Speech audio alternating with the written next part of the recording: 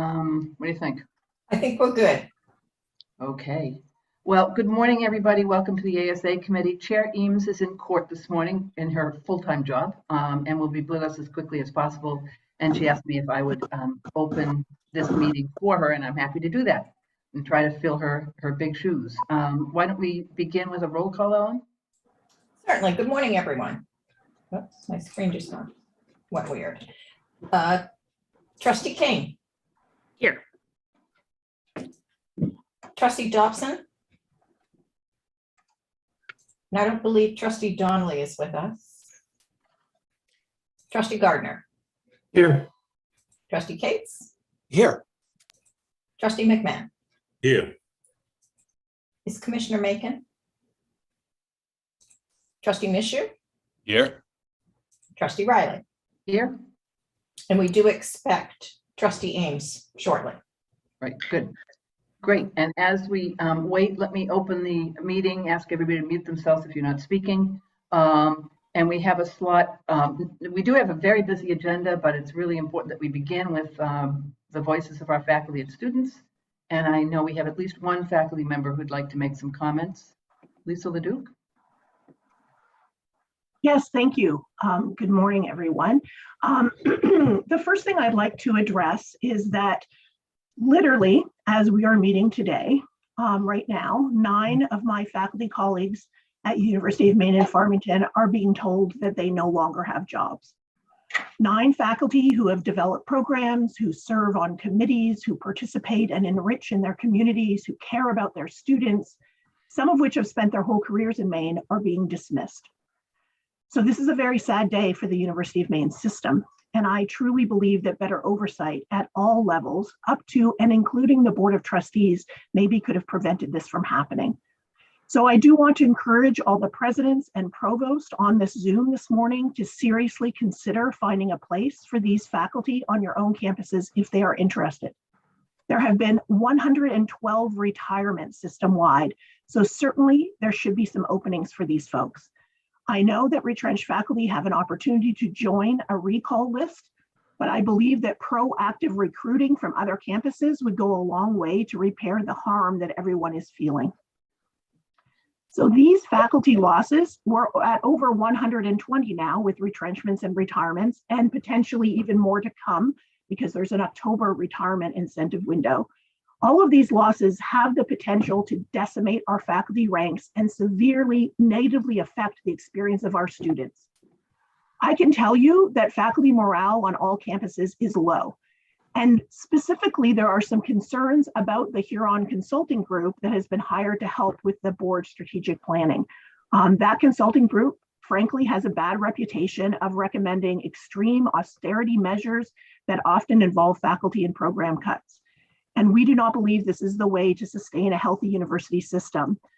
And right now, frankly, many faculty don't have a lot of faith that the board and the system office really want to collaborate with us, with those of us faculty that have the direct experience and expertise in the classroom and in our research endeavors, to collaborate with us to find the path for a stronger, humane system. So of course, this brings me to my disappointment with the recent governor's veto of LD 1820. I know that the board took the position to oppose this bill to create non-voting faculty and staff trustees. And certainly I want to recognize that there has been some increased engagement with us faculty representatives since this bill has been proposed. And I want to tell you, I sincerely hope that that wasn't just performative lip service. I do also want to be transparent and say that I feel that the timing is a little suspicious.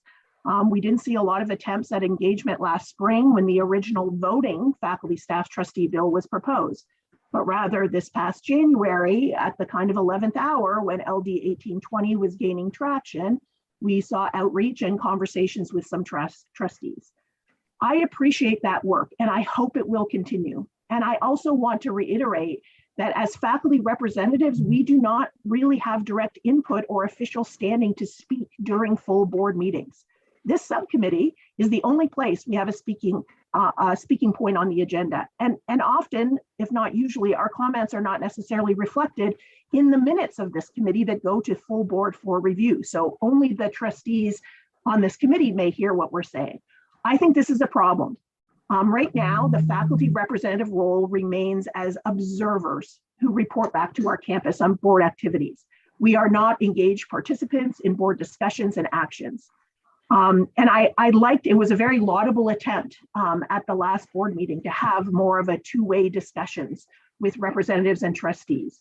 That facilitated discussion, though, I think with students and faculty reps about student success and DEI was kind of awkward.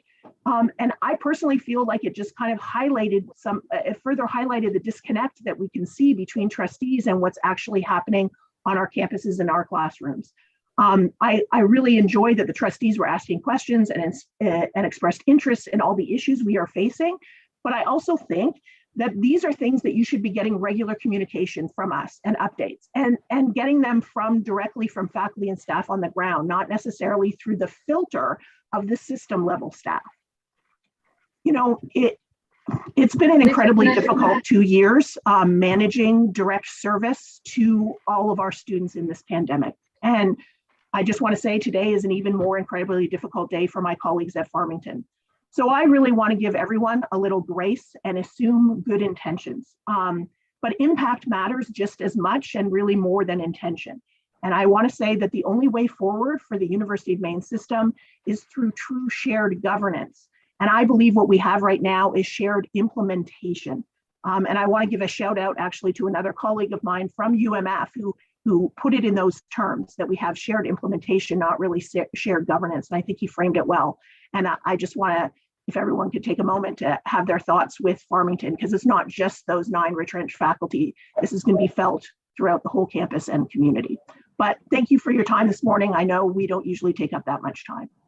Well, I appreciate it. This is a bucket load of issues that are really important to us. So thank you. I wish we had time to engage now, but we will be back to you.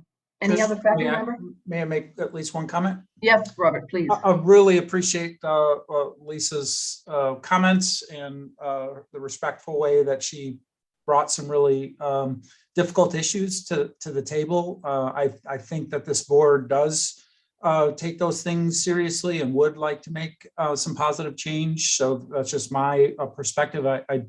Obviously the Farmington decisions were difficult for them to make, and as those lists were becoming more clear towards the end, I can tell you that I personally have already had conversations with presidents and provosts to look to see if we can't get those faculty some other opportunities. So just wanted you to know that that's happening, but of course you also know that it's difficult in those situations to share the information until it's finalized, and now we'll start working on it in earnest together. Thanks, Robert. Good point. Any other faculty member wish to speak? Clyde? So, I mean, obviously I share Lisa's concerns about the wide range of issues and the disappointment not getting a faculty rep on the board, non-voting. And also her comments about, what's happening at Farmington. And I do appreciate the help that the system has been providing to Farmington as well. The early retirement system opportunity, without that, it would have been much worse. And, without the stabilization funds, it would have also been a lot worse. And potentially there are still a lot of unresolved issues. And so I suspect there's probably more pain to come in the restructuring process. But thank you again for Lisa for sharing her thoughts with everyone, and thank you for the system for the help that they're providing in this process. Okay. Thank you both. Any other faculty member? I'll just take a moment here to thank Lisa as well for sharing those. Those were difficult remarks and comments to make, but extremely important. And again, thank you for being on top of things too, as so many of us are pulled into grading and all that right now. Madam Chair? Trustee Cates. Thank you. Could I just ask the last 2 speakers to tell us where you're from? I don't think I see it on the screen. I just want to know which campuses you're from, if you would. Thank you. Yes, so Ned Rupert Nason or Kennedy Rupert Nason, University of Maine, Fort Kent. Thank you. And Clyde Mitchell, Farmington, UMF. And I can assure that question reflects our commitment to making sure that we further engage and continue the engagement with our faculty reps. So we will do so. Let me move on. Any student speakers? Seeing none, let me move then to new academic program. We have a proposal before us for an MS in Trauma-Informed Emergency Management from UMA, and I'll turn to President Zegas. Good morning, folks. So this is a proposal that is a build on from a previous work in graduate certificate in trauma-informed emergency management. That was our first step towards kind of addressing this need in the state of Maine. There are no other emergency management level programs at the graduate level, and we worked with our friends with MEMA, the Red Cross, Cumberland Emergency Response, to realize that a master's was really the better degree to have. This is a collaborative program with faculty across the University of Maine system. I can say Farmington, I think USM, Machias, as well as UMA are represented here. And, in respect to time and whatnot, I will just say that the 4 areas make this program unique. So not only is it online and available to anyone who wants it, but it's got 4 areas I think that are important for us. Resiliency, as you can imagine, as we're all trying to come out of a pandemic, that kind of after the effect of an emergency management response, that kind of understanding component. Analytics as well is about data and communication as well. So even not just first responders, but the aftermath, just communication is a big component of this program. Obviously, emergency management response, and also a mental health component, again, tied to the resiliency component as well. These are lined up very nicely with programs that we have already in the University of Maine system. And so I think it creates a great pipeline. And I'm, in the respective time, I'm happy to take any questions that folks may have on this program. So thank you. Thank you, President Zegas. Comments, questions? Anyone? Seeing none, why don't we go then right to the proposed resolution? And this would be a resolution to forward to the consent agenda for the May 22nd, 23rd Board of Trustees meeting. The following resolution: that the Board of Trustees accepts the recommendation of the Academic and Student Affairs Committee and approves the Master of Science in Trauma-Informed Emergency Management at the University of Maine at Augusta. Can I have a motion? I so move. Mike. Second, Moved Emily. by, okay, Mike and Emily, thank you very much. Madam Chair, Yes. I did have one question if I Sorry, could I'm sorry. before we vote. No, I didn't have my hand up, so you wouldn't have seen it. President Zegas, could you tell us, it seems as though the requirement for the master's degree can be satisfied in part by undergraduate courses. So could you just talk to that briefly? So somebody who knows that they want to get this can be well on their way to the master's before they even get their bachelor's degree and would require only a certain number of additional courses. Is that right? So there are some cross-listed courses. I think that's how we try to, build the program, is leveraging the expertise that we had at the undergraduate level. So there are some cross-listed programs. We'll be building more of those, to solidify those pipelines. But really, it's leveraging, it's basically helping to guide students who are in our mental health programs, who are in across the system, our criminal justice programs as well. So, so it's more about the pipelines. There'll be a class or two that will be, where it counts and then allows it at the graduate level. I think the GIS component is probably the more clear path in that regard. So how long will it take someone to get the master's beyond the bachelor's degree? Yeah, so 30 credit hour program. So most, I will say that probably one of the markets we'll be working on is probably a lot of first responders and things like that. So we expect it to they'll probably be taking 6 credits a semester is my guess. There'll be a lot of part-time folks. So, usually it's about 18 months to 2 years are common for master's degrees. Thank you. Yeah, thank you. Appreciate it. All set? Anybody else before we move to a vote? Ellen, could you take the roll? Trustee Kane, Yes. I believe trustee Dobson's with us now. Yes. Sorry, I didn't respond earlier. I'm here and vote in favor. Thank you. Trustee Gardner, Yes. trustee Cates, Yes. trustee McMahon, Yes. trustee Mishu, Yes. trustee Riley. Yes,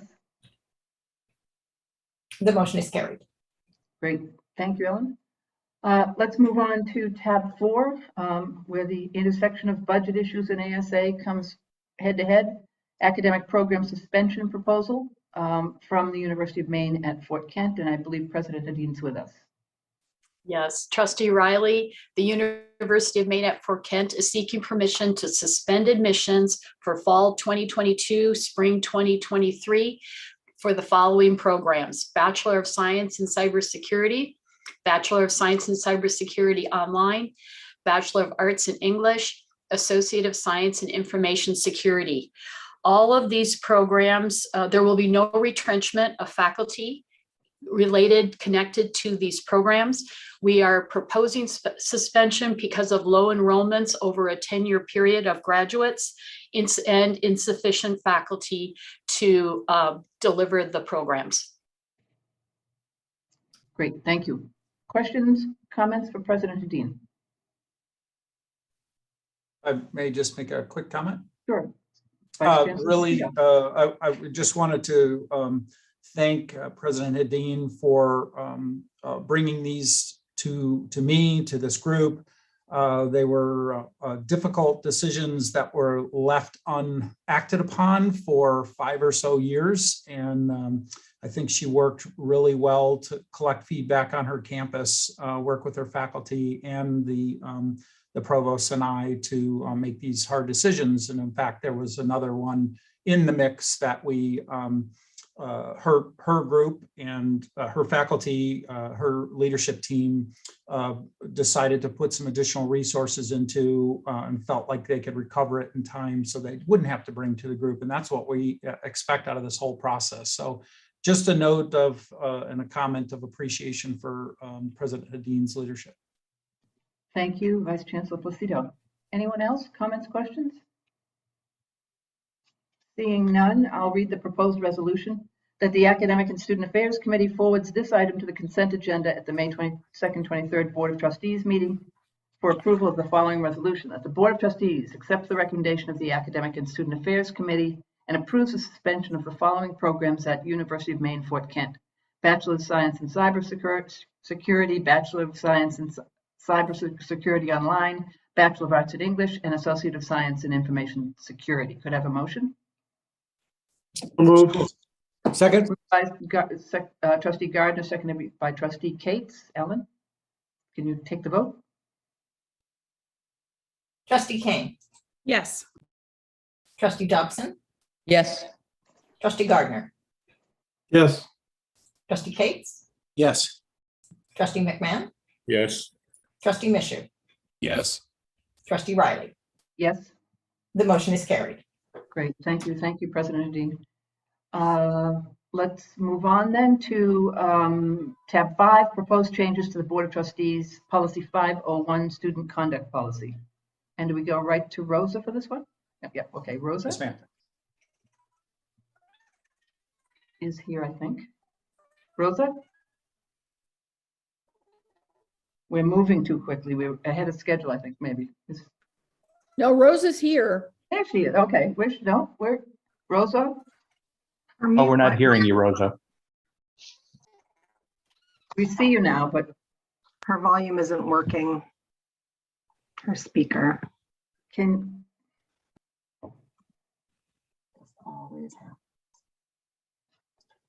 Can you hear me now? yes, ma'am. You can. Not And I well, don't- but And I don't sound like Mickey Mouse? you sound a little like Mickey Mouse, and we need you to be a louder Mickey Mouse. All right. Oh, that's good. Is that better? Yes. Okay. Whenever I change from my computer at home to my computer here, interesting things happen. So good morning. And again, if you can't hear me along the way, just yell at me or wave or something. As we discussed coming out of last year's review, there were several items within the procedures, otherwise known as the code itself, that needed to be discussed and improved. In addition, we gained valuable insight from our conversations with several engaged board members over the summer and fall, which further illustrated for us the need to clarify and streamline the procedures and make more clear what was in fact policy and what is the student conduct process and procedures. Our student conduct officers have spent the last 10 months working through every element of the implementation of the code, and the Student Conduct Review Committee contained within board policy was convened to discuss the policy itself. Today represents the first read, an opportunity for us to discuss with you the changes we are suggesting to the actual policy. This group actually gets to see this 4 times, lucky you, as we have 2 reads here as well as 2 reads at the full board level. In our presentation, we will be addressing both tabs 5 and 6 at the same time. Although the current policy and procedures are posted on the UMS website, I should have included a link to same for you for your use. This will be included within the materials you receive for the May board meeting, and my apologies. I will include a link in the chat to the current policy if you feel a need to access it during our conversation. I want to quickly introduce you to 6 key individuals who've been instrumental in this year's work on the code. These individuals played important leadership roles within the work throughout the past 10 months. Dave Fiacco, Director of Community Standards, Rights and Responsibilities at UM. Erica Lamar, Director of Community Standards and Mediation at USM. Nina Lavoie, Senior Associate General Counsel and our Clery Compliance Coordinator here at the UMS. Donna Seppi, Director of Student Success Initiatives at the UMS, and she is also the UMS Student Conduct Coordinator as referenced in the code. Eamon Purinton, Assistant General Counsel. And finally, Patricia Peard, Interim General Counsel. And I do want to say, and I have a feeling many would agree, well, actually all of you would agree with me, having Pat join us over the last few months has been wonderfully helpful for us in this process and so much of the work we do across our division. Again, today represents a first read of the student conduct policy. And to begin, I'm going to hand things over to Pat.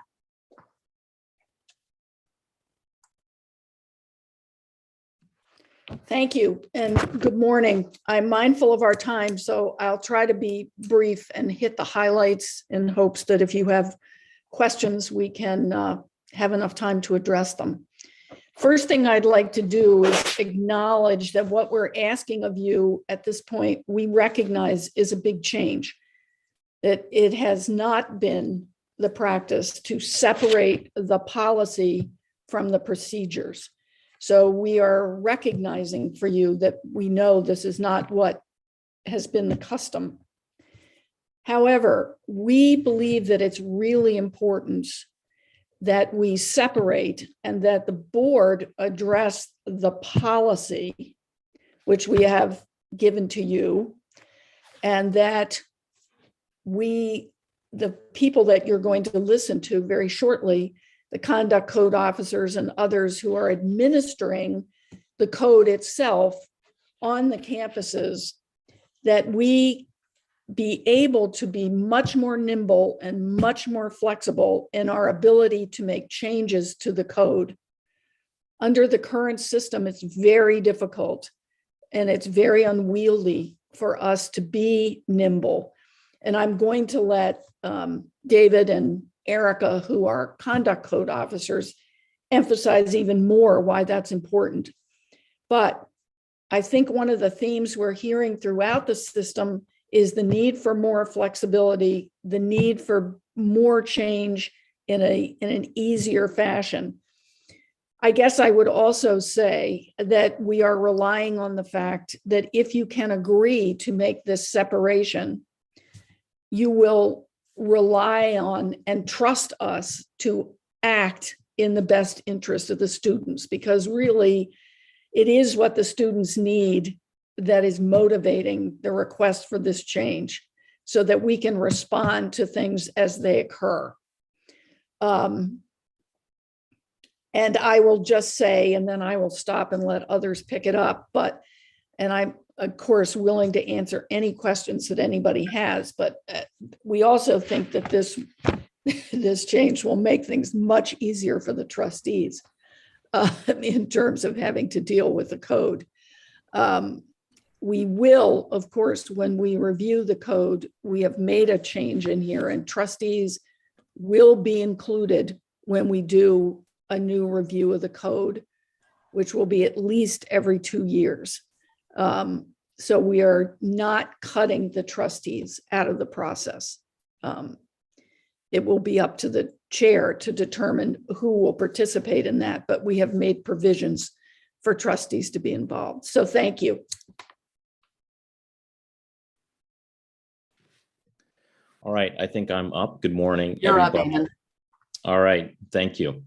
So I'm going to walk the group through what we are proposing to be the new Board of Trustees Section 501 Student Conduct Policy, and that's located at tab 5. And the most of this content is coming from what currently we would call the Student Conduct Code, which is also Board of Trustees Section 501.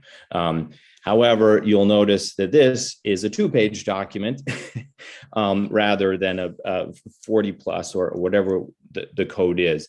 And that is along the vein of what Rosa and Pat have touched on here, a separation of the policy, which we really think of here as kind of the cornerstone of the vision and the values of the Board of Trustees and the University of Maine system when it comes to student conduct issues.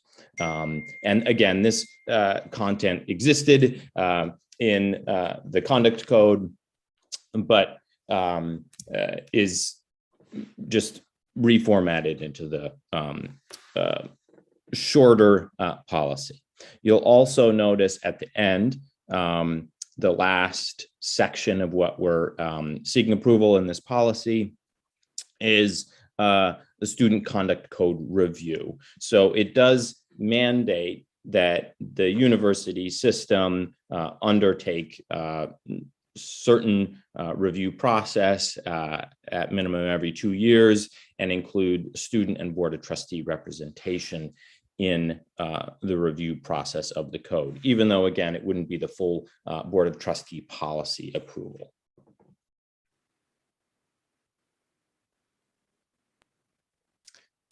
So that is, again, tab 5 before I move on to tab 6, which is the conduct procedures. I just wanted to stop and see if anybody had any questions.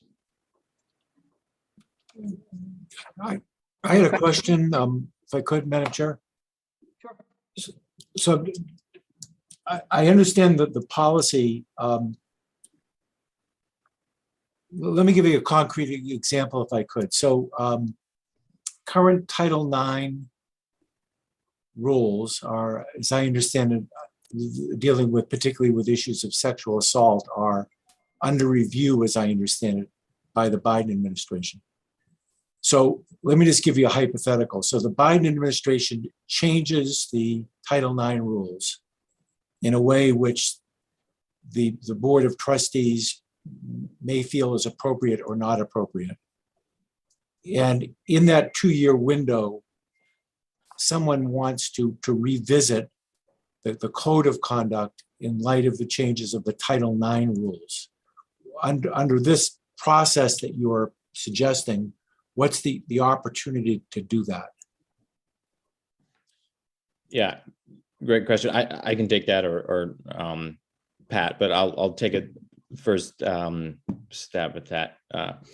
So part of the benefit that we see of separating the conduct procedures is exactly for that type of scenario where currently there are a lot of proposed regulatory changes that may necessitate more frequent and more nimble, I would say, review of our conduct procedures. So if that does occur, which, as you said, is kind of in the works and we're anticipating, it's unclear if those changes would affect the conduct procedures, but if they do, as we're proposing it, that last section in the policy would apply. That review process and that group of stakeholders would convene and conduct any necessary review or amendments. Pat, if you have anything to add to that? No, but I think Trustee Cates, you know how highly regulated we are, and there are going to be many changes coming our way. And what you referred to is just one of them. The Biden administration is going to try to undo what President Trump did. And there's no question that's going to, probably this month, is going to come to fruition. And then it's our job to evaluate how those changes may or may not impact our procedures under the Student Conduct Code. I don't think that they will change your policy directions to us, because unless the worst happens and they decide we're not going to have any due process anymore, which is not going to happen. But the foundation, as Eamon said, is very clear in this policy statement we're asking you to approve. And I don't think these frequent changes that we're going to get from the regulatory side will impact this policy statement. And clearly, if they did, Trustee Cates, we would need to come back to the board. I mean, if we felt that something that was passed impacted the policy standards you've set for us when evaluating the code, we would have to come back to the board and address that with the board. Actually, Pat, I'll just add one other piece. Remember that currently the Title IX standards sit within Policy 402. And we would absolutely, I have absolutely no doubt, and I think I mentioned this in my email to some of you, I have no doubt that we're going to be revisiting Policy 402 within the next year, based on whatever comes out of the regulatory practices. And we'd absolutely be having that kind of conversation about how it might potentially impact the student conduct process at the same time. Yeah. Madam Chair, can I follow up with that with Rosa?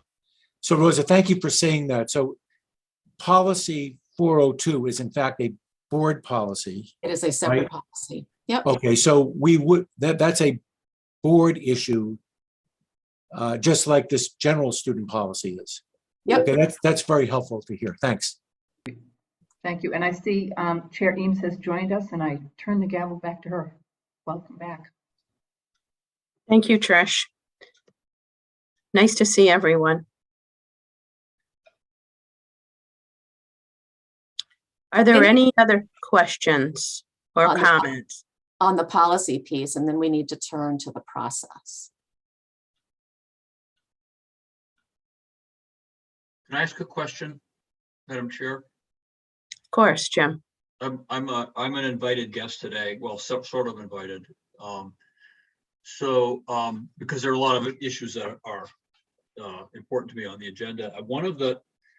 I guess I wanted to get some clarity around the ultimate decision making here in this new architecture. So as I read the last paragraph of the policy, it says the code's going to be reviewed every 2 years under the direction of the coordinator of student conduct, et cetera, and in consultation with a cast of characters that includes the board and other stakeholders as appropriate. But nowhere in there does it say who makes the final decision as to what the code is going to say or not say.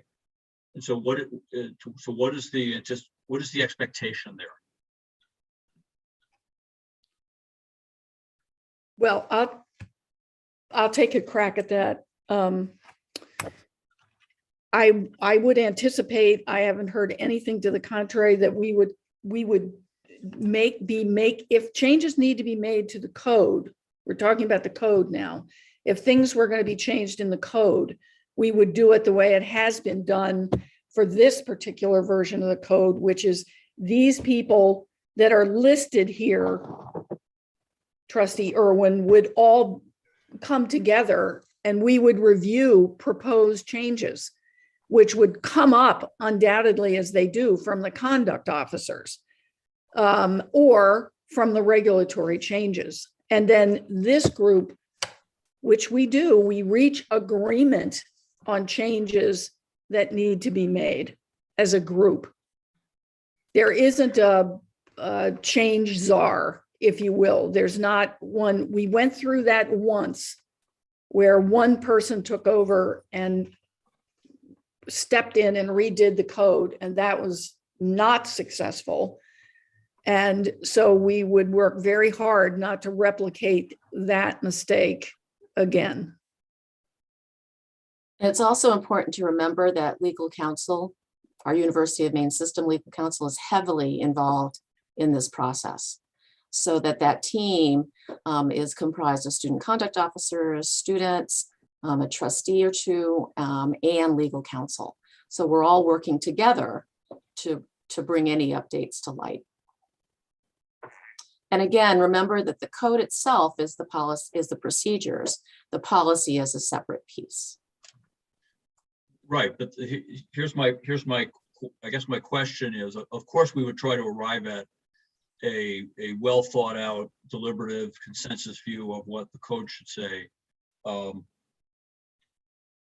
at the end of the day, if there's a division, as between, I'm going to just to be blunt, board members think it ought to be one way and everybody else thinks it ought to be another way, somebody's got to resolve that. And so that's really the question is I just want to make sure I understand whether there's any sense here that the board is going to lose its final authority over this or any other aspect of operations, if in fact there's a fundamental disagreement about what's in the best interest of the students and the university system on an issue such as the student code, and in particular on an issue with regard to due process, which is what I think has sort of in recent years generated the most discussion and concern among people in the student conduct arena. So that's really the genesis of my question.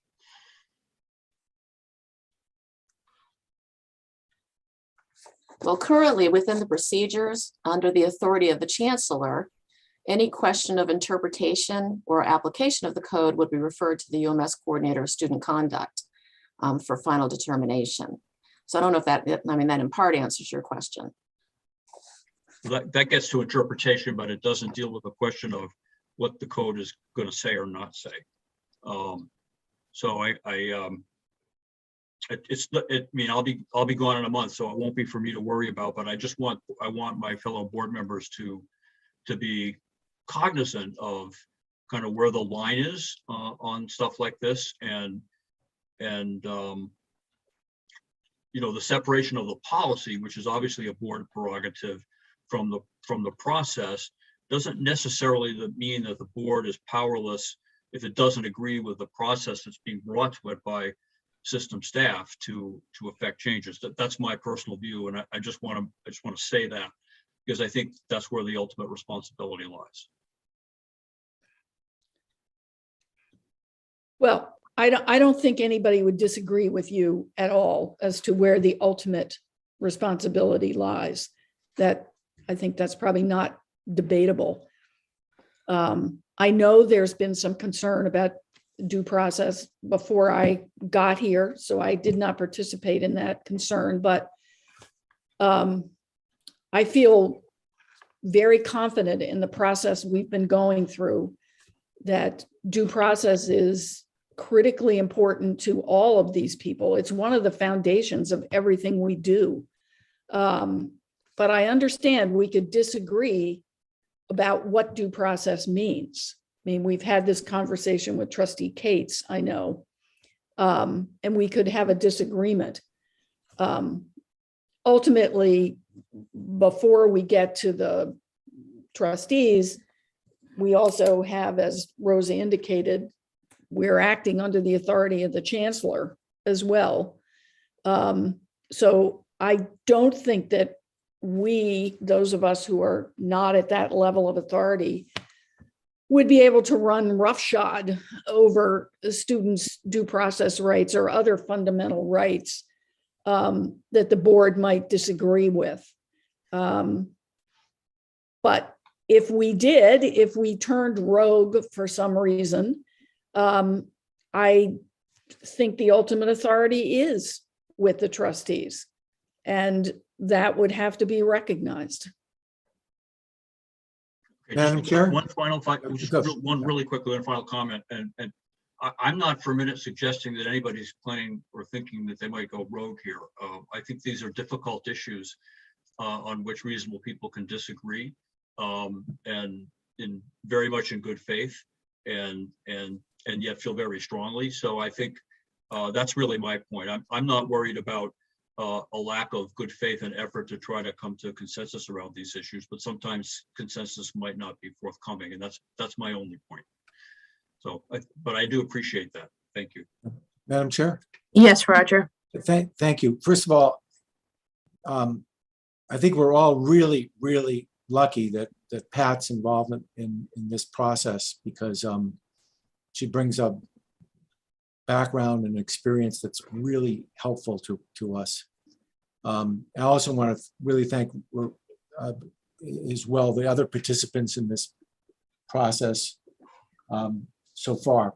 But I want to come back to the point Jim just made, and it's not even so much a matter of what happens if the board is on sort of one side of an issue and others are on the other side of an issue. But again, I'm looking at that student conduct code review language that Trustee Irwin just mentioned. And it talks about the code being reviewed minimum every 2 years. And it mentions a number of players there. The UMS coordinated student conduct is one, the university conduct officers or others, Office of General Counsel is another, and student body, board of trustees, and other stakeholders is appropriate. And again, I just come back to the question of what happens if within that group there's a disagreement about an issue. Due process, the one we're talking about now, but there could be other disagreements.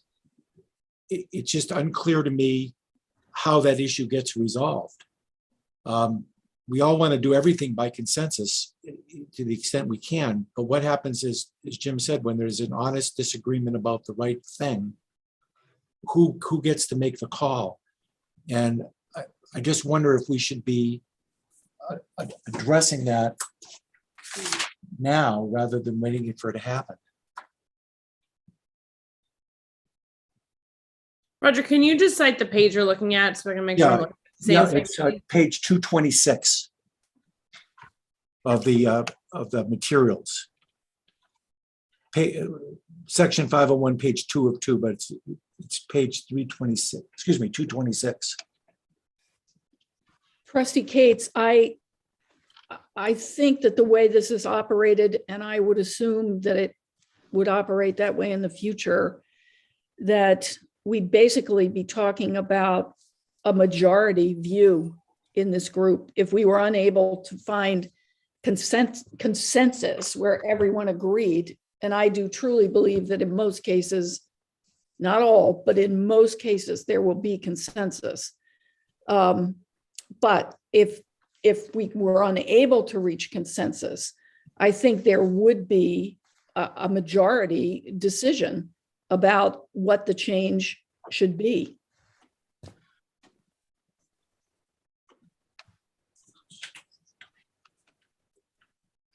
Madam Chair?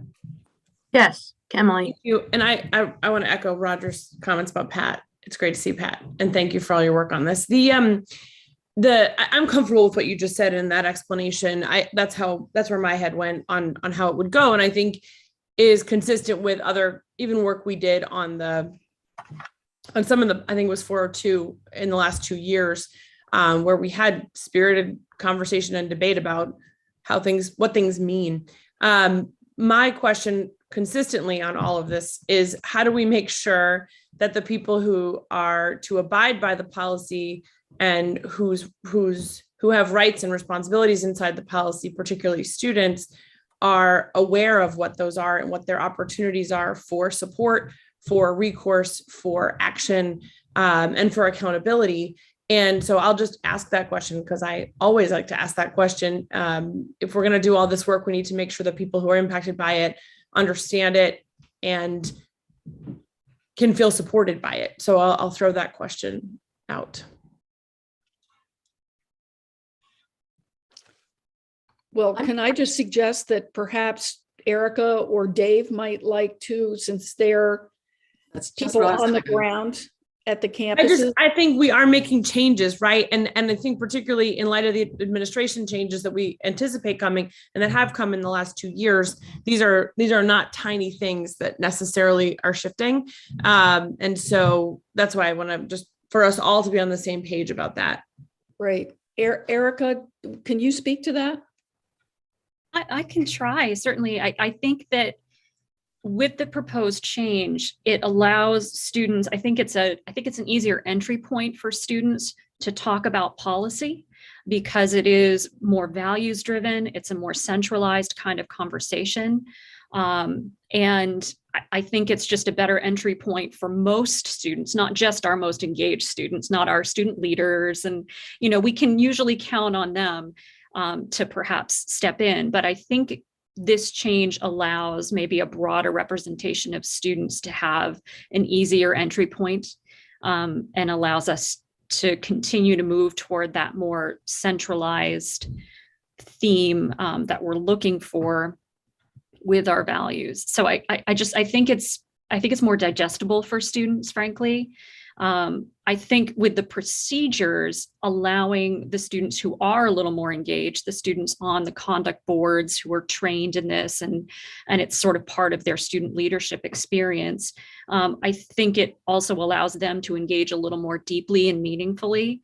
I want to reiterate that the due process question is central to our work.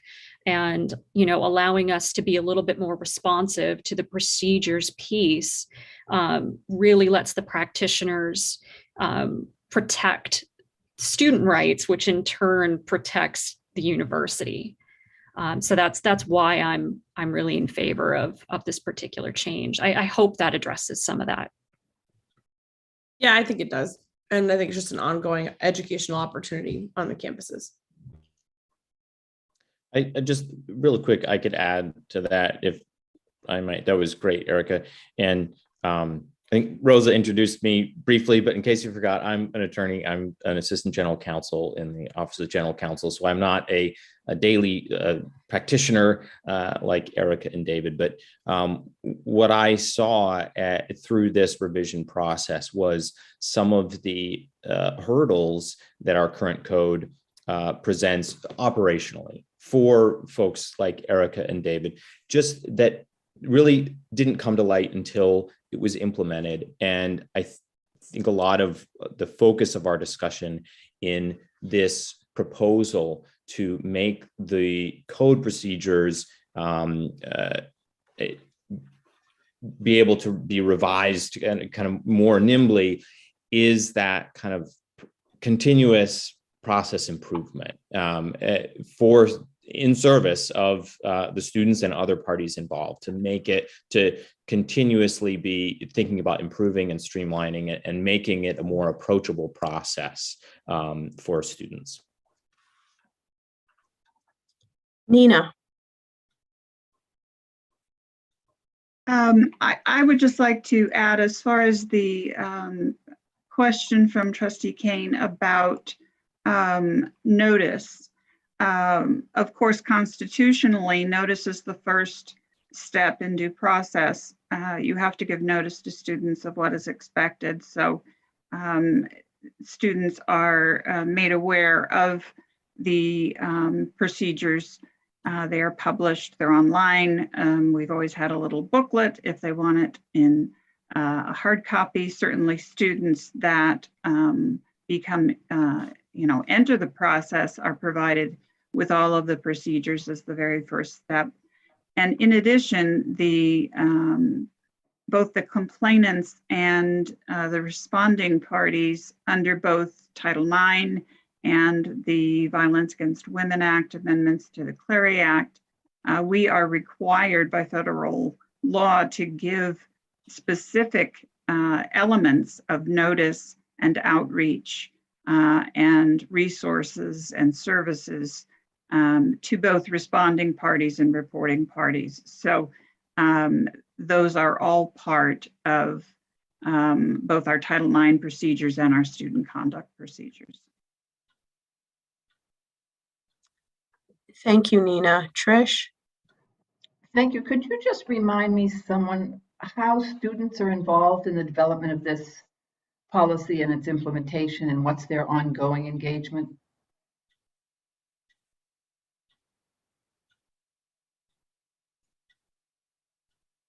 Who would like to take that? Rosa? Pat? Donna, would I'm you like? sorry, I was trying not to be the one talking all the time. Donna, would you like to take that question? Or if not, I'll take it. No, I'm happy to jump in there really quickly. We specifically put in both and documented in both policy and the procedures for the review that we made sure we had student, and my dog is going to start talking behind me because she hears me talking, so I apologize. But we specifically put in there to make sure that we maintain student engagement and student outreach, as well as Board of Trustee outreach and any other stakeholders. We know that the stakeholders involved could change. We have diversity and equity involvement that we need to consider, ADA involvement that we need to consider, et cetera. So those constituents are documented in there in policy and in procedures to make sure that we do include them in those conversations. Typically, what we've been doing for the last umpteen years, for anybody who doesn't know, this code went into effect exactly 50 years ago, March 1972. So we, in all this time, we've had review processes that involved reaching out to students through the student campus governments, reaching out to other constituents to make sure that they understood and had input. And that will, continue for sure. And that's the expectation that we have, that it will continue in that manner to make sure that we have the voices of and the input. And, while, folks have even indicated to some extent, much of what we do is governed by law. I mean, there's very little in there that we are not obligated to provide in some sort of manner, whether it's in the due process manner or whether it is, specifically regulated in state and federal law. Does that answer your question? So were they involved? Yes. Were they involved in the development of this policy? It just strikes me, to Emily's concern, that the more we engage them in the process, there's education that goes on from them as well.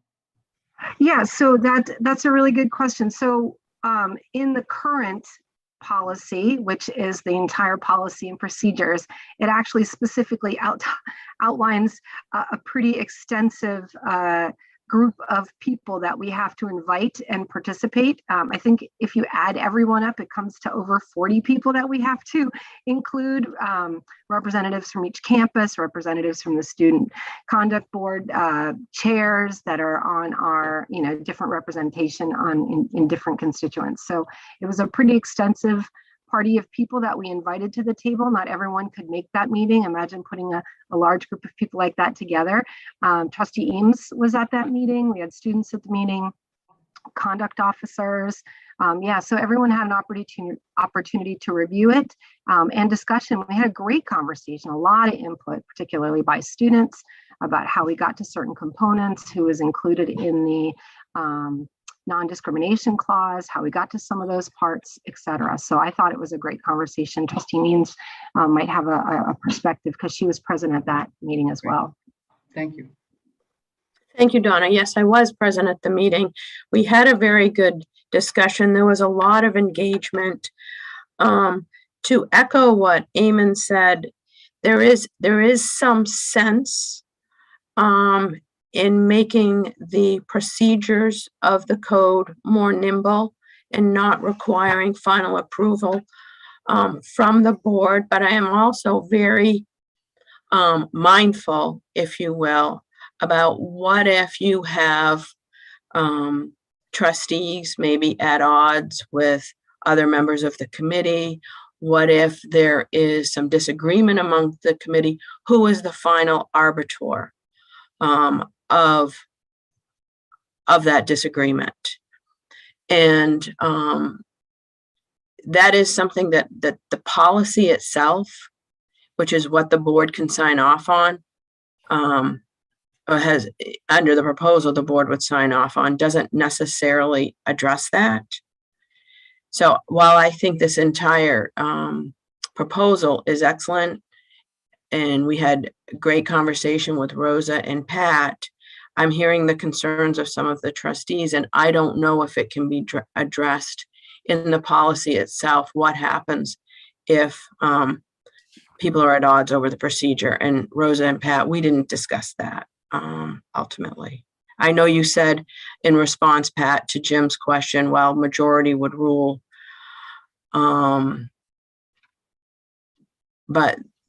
there remains concern, I think, about that. May I offer a suggestion there? Sure, Donna. I mean, I don't know how people feel. So with the policy, clearly with this policy, it would be the board. I mean, I don't think there's any question of that, right, because it is a board policy. I think with the procedures, because we are trying to make them more nimble and there is a board representation, that in my experience of doing this, I mean, for 9 years, this is almost the second year in a row we've done this, and I've been a part of several of these reviews. If there is any challenge, and often I've not had too many that I can think of that have really come down to an opinion or a purview versus another opinion or a purview. Any other specific challenges become down to legal. So my recommendation would be either to, and what we have typically done is if there is a significant difference in opinion, is look at legal counsel for their guidance and advice to say, you know what, this comes down to what is defendable, what is in the best the best interest of the institution. So my recommendation would be either to look at legal counsel making a recommendation and having that, I don't know if they're comfortable making a final determination, but in the end, having it be the chancellor for the procedures, so that as a representative group and in my role as the coordinator, I'm always having ongoing conversations and consulting with legal counsel to make sure that, we're working on the best interest of our students and our employees, as well as our communities and the system as a whole.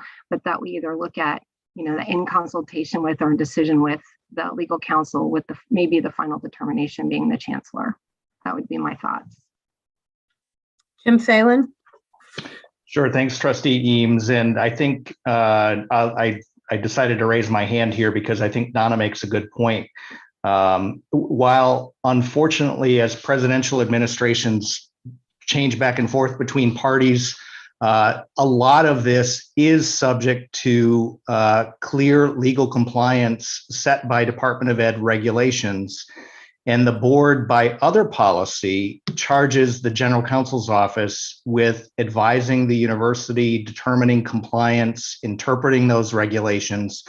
So much of this, but I want to be clear, not all, much of this is subject to legal interpretation and should look to general counsel, which the board as client ultimately can accept or reject. But I do think Donna makes a good point that general counsel needs to be heavily involved. We don't try to seek consensus about how to comply with the law or regulations. We expect general counsel to discharge that responsibility. I do think there are governance level matters the board should absolutely retain its authority on. I think what I'm hearing, generally speaking or conceptually, is that procedural matters that don't impact a substantive choice about who we're protecting, who we're not, how the board wants to govern relations between students and student conduct and the universities, the board should retain that authority. But matters of legal compliance, legal interpretations start with general counsel, and procedural matters that don't rise to the level of governance can become cumbersome if we have to go through a 4 to 6 month process to update them to take it all the way to the board. So I'm speaking conceptually, of course, but that's how I would try to separate out who is responsible for what in these discussions. Thank you, Jim. Roger? Roger, you're on mute. I'm sorry, I just want to thank Jim for what he said. I think that's exactly right. How do we follow the law and live up to our legal obligations is a matter where we depend very heavily on legal counsel to tell us. But the policy decision about what level of due process we want to afford various participants in this process is more of a policy question. The Trump administration has one view of due process. The Biden administration has another view of due process. They're both probably, quote, legal, unquote, but just have a different view of how the process ought to work.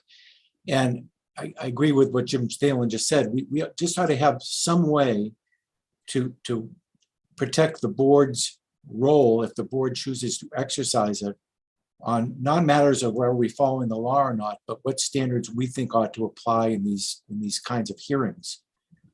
How we do that, I'm not quite sure. But there's some bright people I'm confident can figure that out. Between Pat and Rosa, who's been extraordinarily helpful with this whole thing as well. I don't have any language to suggest, but there's an answer there, I think. Thanks. Pat? I don't want to go over this too much, but I think I understand what Trustee Cates is saying, and I understand the concern. I think as the policy is now written, at least as the current general counsel, it's clear to me that it's my job as a direction from this board that we are to fully protect the due process rights of our students. And I take that as a clear policy guideline. And there are others in here that are very clear. And a lot of the procedural issues in applying due process are outlined in these regulations that we receive.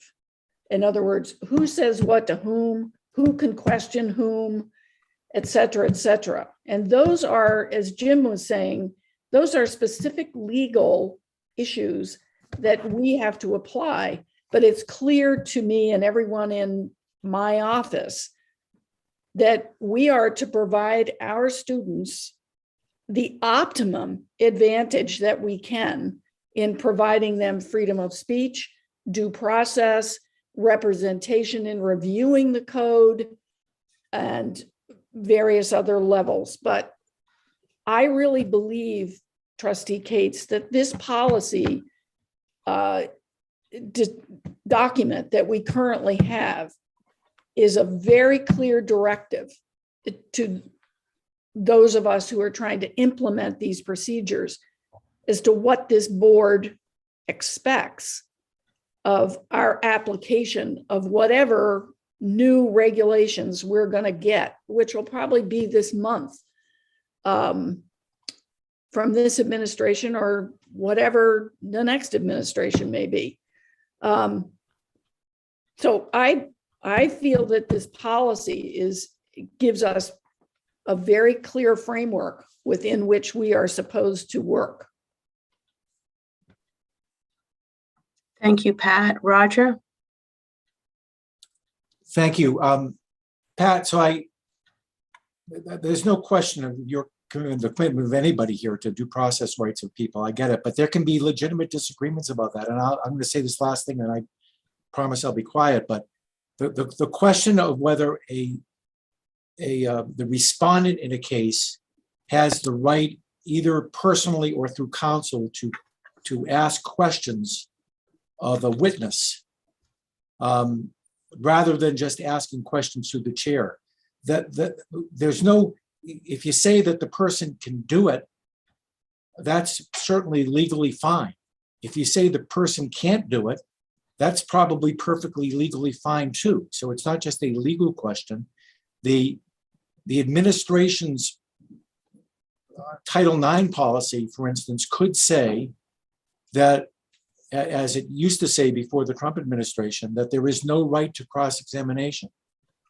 If the regulation said that, I don't think that means that the university can't give additional due process protections to the respondent if it chooses to do so.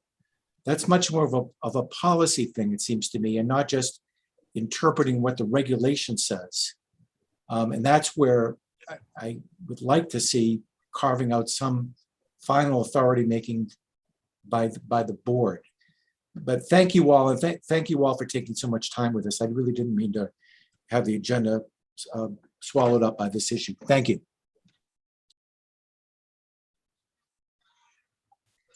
Sherry, our time is rapidly running out. I see that, Rosa. We never made it to show displaying some of the changes in the procedures itself. We will be talking about this again at the board meeting, so we certainly can handle it then. It's your call on how you'd like to proceed. Well, I think we need to move on to other agenda items. I think that Donna and you and Pat are hearing the concerns of the board. Why don't we just plan to have some further communication perhaps before the board meeting? Makes sense. Okay. I think that's a great suggestion. And I just, on behalf of all of us that came to present this to you today, thank you for taking all this time and for your excellent questions. And we certainly heard your concerns, Roger and Jim, and we will put our heads together and talk with Lisa and see what the best way forward looks like based on your concerns. Roger, is your hand still up? I'll take that as a no, thank you. All right. And Rosa, have we completed tab, do you consider us having completed tab 6? I know it was mentioned, but are we? Well, we were going to do both at the same time, but we really haven't. Okay. But, you know, again, we can deal with both items at the board meetings since we're doing this again in just 3 weeks. Thank you. All right. So let's turn to tab 7, and I will turn the agenda over to Jim Thalen and President Farini Mundy. Thank you, Chair Eames. It'll take me just a second to get the presentation slide deck up here on the screen, but President Farini Mundy and Vice Chancellor Farini Mundy and I, along with UMaine College of Engineering Dean Dana Humphrey, will be walking through the materials for this tab. Just as a reminder, generally for the board, this was discussed as an information item with the full board back at the end of March. It represents many months, in fact, likely more than a year of effort and conversation of dozens of our colleagues around the system. The focus of the particular issue, though, here is the relation of the University of Southern Maine's engineering programs with the University of Maine's College of Engineering as we move ahead in implementing the Alphon Foundation initiative and funded initiative to bring together engineering programs within the system for a statewide coordinated Maine College of Engineering, Computing and Information Science. I want to be clear, though, we're not talking about the Computing and Information Science program collaboration and relationship with the entity here today. We're focused only on the College of Engineering. So with all of that, let me see if I can get the material up on the screen and start a slideshow.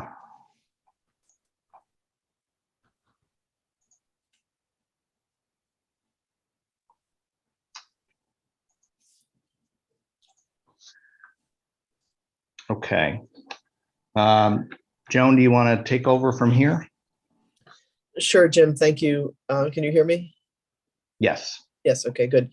So thank you to ASA for having our discussion of this topic. I've had occasion to speak with 2 different groups of leaders here at UMaine in recent weeks about MESIS and about the incredible opportunity that we have here to make a difference for the students of Maine and for the state of Maine as a system-wide effort that will advance the production of a workforce, the preparation of a workforce in the engineering and computing and information science fields.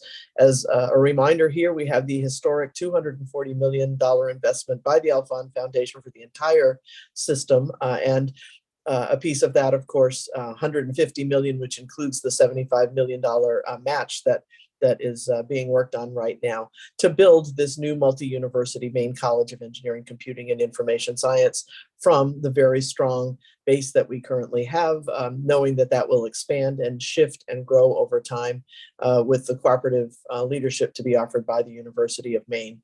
So today we bring to you a resolution for your consideration. Approval really for a four-part operation or a four-part proposal really. It's first the renaming of the University of Maine College of Engineering to the Maine College of Engineering, Computing, and Information Science. Secondly, the conceptual framework that's been built for collaboration and participation by the University of Southern Maine engineering programs within MESIS, as described in the MOU that we've discussed with you previously. And then two additional very important pieces to this work. One is to confirm that there is a responsibility for shared faculty governance, and faculty have responsibility for curriculum and academic policy and overall diversity, equity, and inclusion emphases as we go forward with the building of MESIS. And because we've had excellent input from faculty through this process, want to be sure that that is continued and that they have input and that input is influencing what happens in the implementation of the program. So a very exciting moment for engineering, computing, and information science in the University of Maine system and for the state of Maine.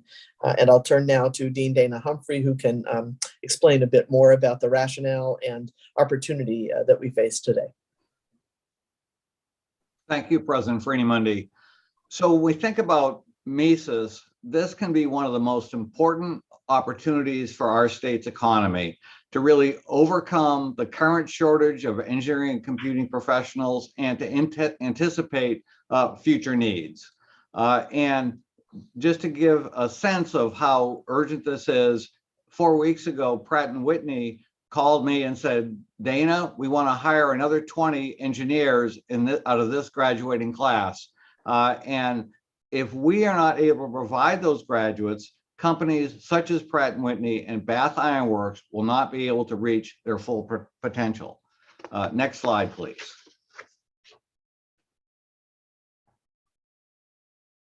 Yeah, next slide, please.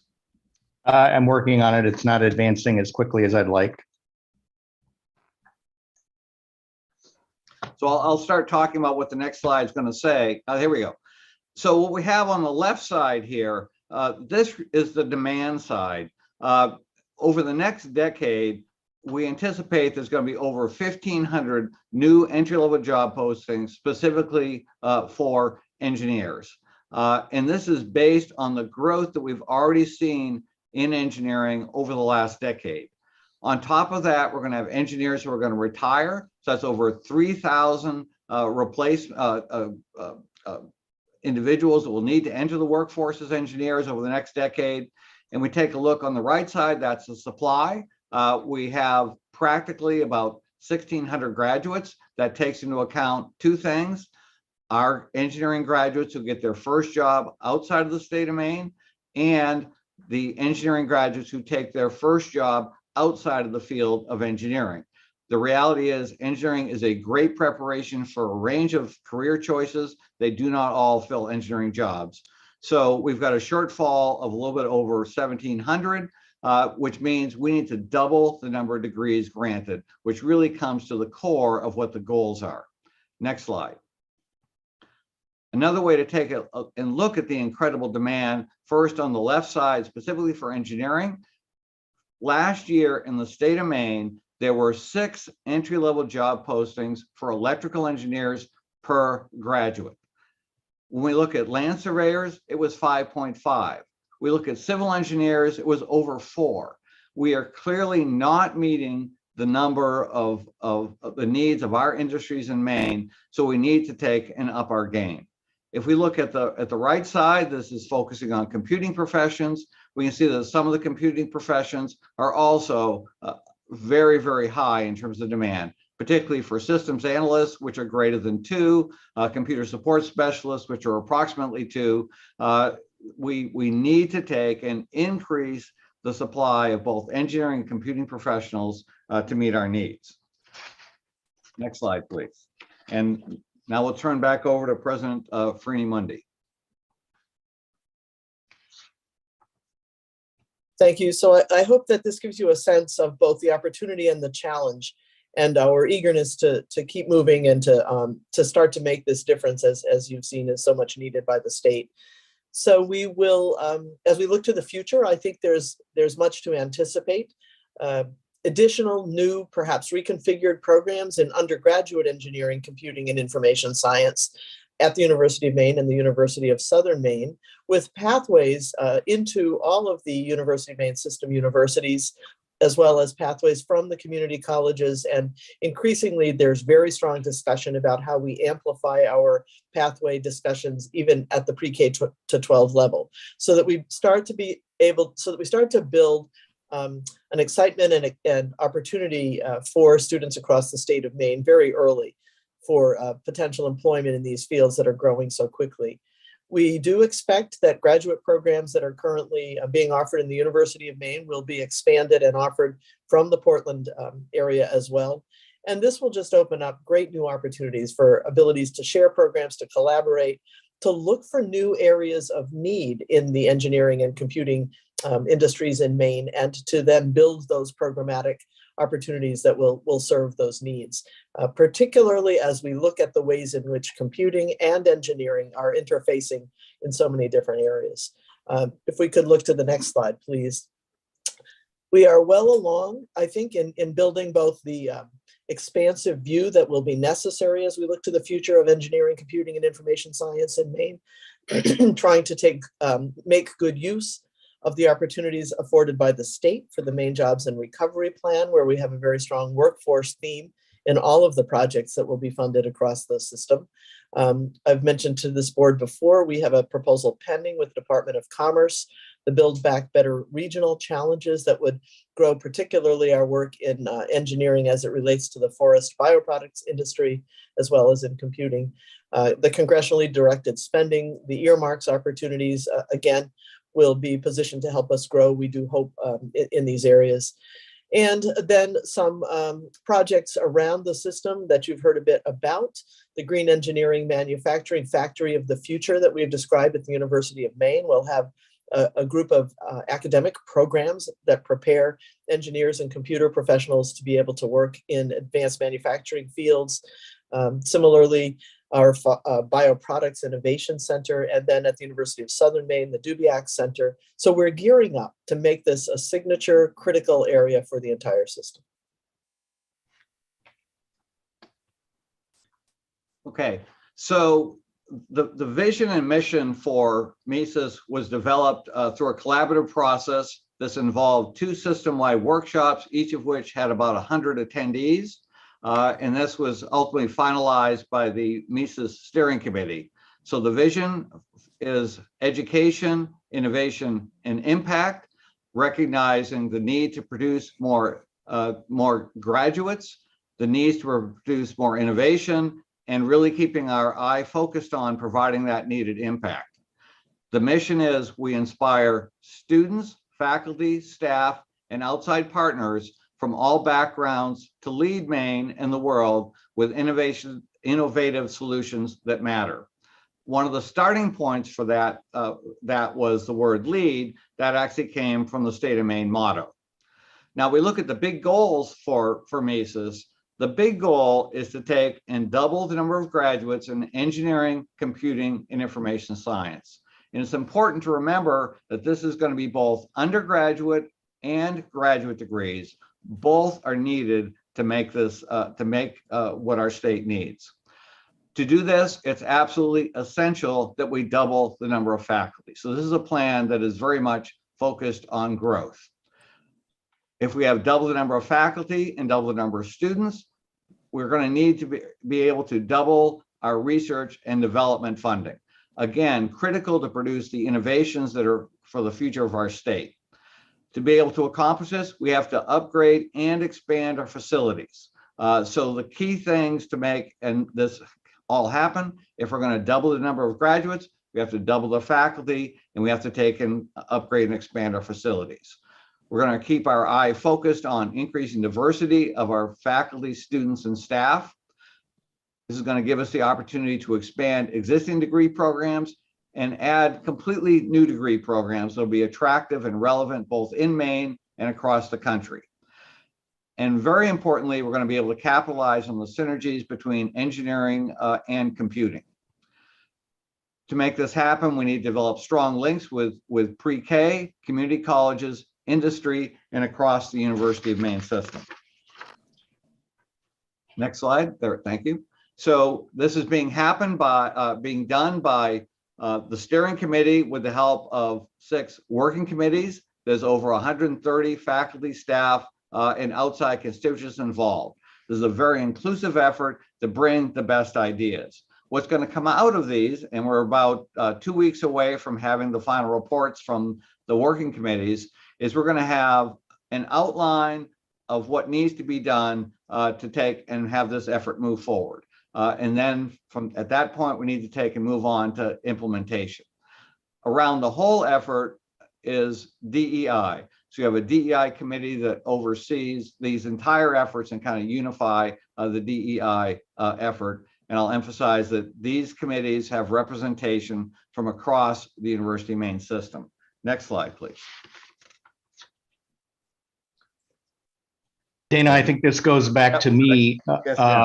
Yeah, thank you. One of the things that we learned and taking the feedback that we got following the presentation to the full board in March was just frankly for a refresher of the current status of engineering between the University of Maine and the University of Southern Maine. So in the next 2 slides, I'll just briefly give you some of the stats. The University of Maine's College of Engineering is a full College of Engineering with undergraduate, graduate programs at the master's and PhD level. You can see there in the stat, 93% of all bachelor's and 100% of all graduate degrees in engineering come from the University of Maine's College of Engineering. And a large majority of these get their first jobs in Maine, which obviously is something that we want to foster as well going into the future as we think about doubling the number of graduates. Incredible placement rates, nearly 2,000 undergraduates enrolled, up over that number considering graduate students as well, with 364 degrees conferred in the last year, about 10% of them at the graduate level, and just under 78 full-time equivalent faculty positions at the University of Maine. The University of Southern Maine, smaller programs, 2 undergraduate programs in engineering, electrical and computer engineering, and mechanical engineering. There is discussion of expanding a new industrial engineering program that would be available through the University of Southern Maine, although that is not in effect. It is a conceptual concept at this point. In 2020, 2021, electrical engineering had 96 students, mechanical engineering 138. So you can see there 234 undergraduate students in USM's engineering programs. 45 degrees conferred between the 2 programs, roughly evenly split, a little bit more in mechanical engineering than in electrical, with a total of 8 full-time faculty. Joan, I think we're back to you now. So to reach this kind of growth, to reach this doubling, must be not only a system-wide effort, but a comprehensive systemic effort that involves other educational systems across the state. So there is work in all of these areas at various stages of development. It has been engineering focused. It will expand now to be computer science and information science focused over the coming years as we seek to make this growth.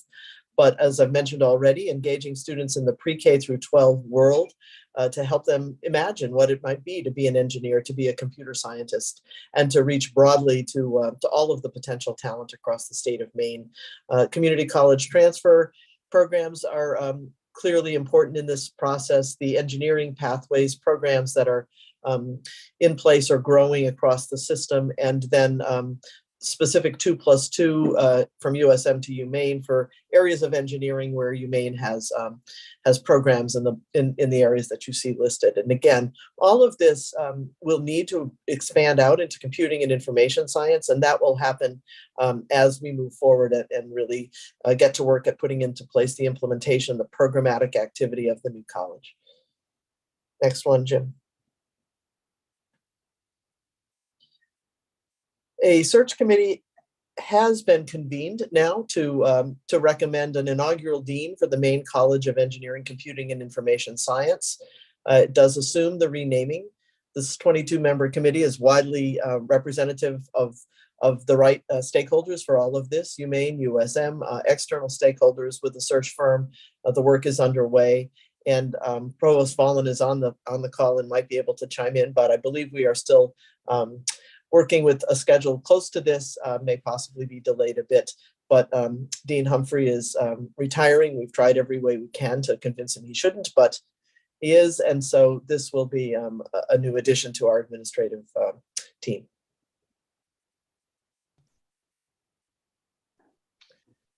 I'm coming up next and just again having a little delay getting the slides to advance. So that brings us to the Memorandum of Understanding that we prepared. This was a written commitment between the Chancellor, the President of the University of Southern Maine, and myself and Joan Freeney-Mundy as the co-principal investigators of the Alphon-funded initiatives that include the Maine College of Engineering, Computing, and Information Science. The key here was to learn from collaborations that we've engaged in over the years, very honestly, to learn from the concerns that came out of bringing the MBA programs together at the graduate level between the University of Maine and the University of Southern Maine. And most importantly was a specific request of the engineering faculty at the University of Southern Maine to demonstrate our commitment to the University of Southern Maine being able to continue offering degrees in their engineering programs, even as they had a collaborative relationship with the Maine College of Engineering, Computing, and Information Science.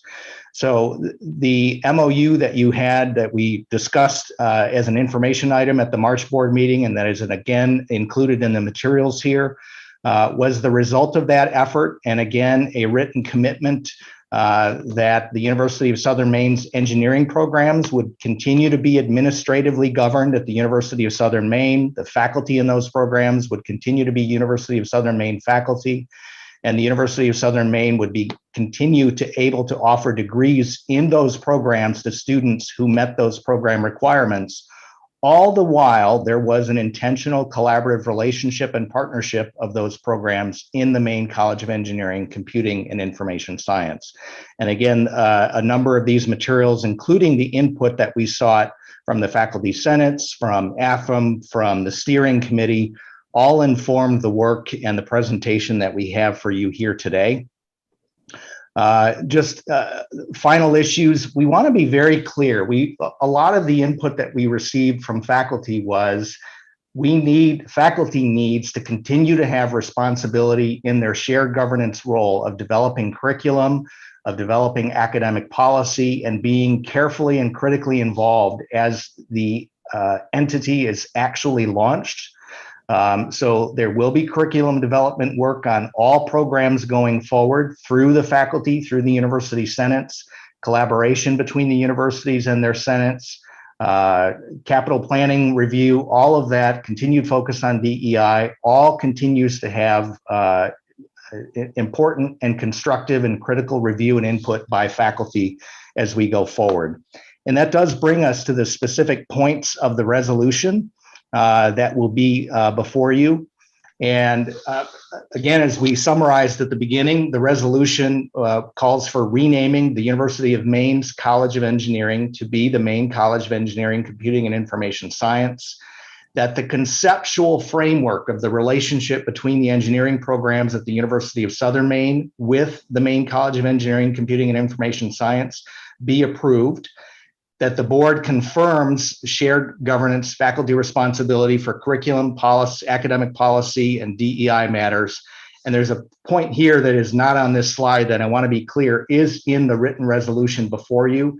And that is that you charge the University of Maine and Southern Maine with continuing to seek faculty input in implementing the entity as it goes forward. I want to be clear, we received significant, helpful, and critical input from the steering committees that Dana Humphrey described earlier. that do not relate to the structural relationship between University of Southern Maine and the University of Maine, but that will be critically important as we begin to think about programmatic collaboration, as we begin to think about academic policy, and even faculty governance within the entity itself. So we are being very clear. We would like you to charge us to be clear and to be express about this, that the faculty continue to have important input as those matters are implemented and operationalized. So with all of that, Madam Chair, I think we're available for questions. And then this is an action item that we've requested approval on. Thank you, Jim. Oh, thank you. Glenn would like to also make some comments, and then I will get to you, Chair Gardner. I would certainly defer to the chair first, Madam Chair. Thank you. Yeah. Chair Gardner.